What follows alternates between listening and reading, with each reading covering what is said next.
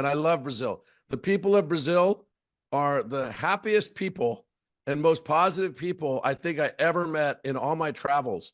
And I've been to over 140 countries.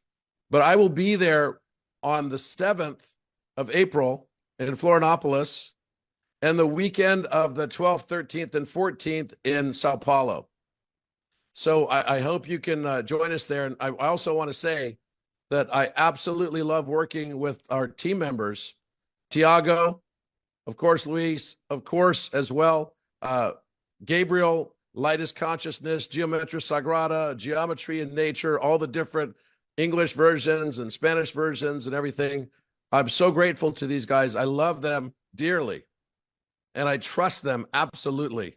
And I know that they're capable of doing amazing things, and they've come with me to different places in the world. I was one of the honors of my life to ask Tiago and Gabriel, after I took them to the Great Pyramid, how they felt the moment after we came out of the King's Chamber. You remember that, Tiago? Of course, couldn't forget.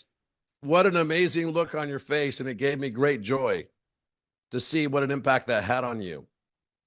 I hope that all of you in your endeavors in conscious leadership can convey love and trust to the people that you are responsible for.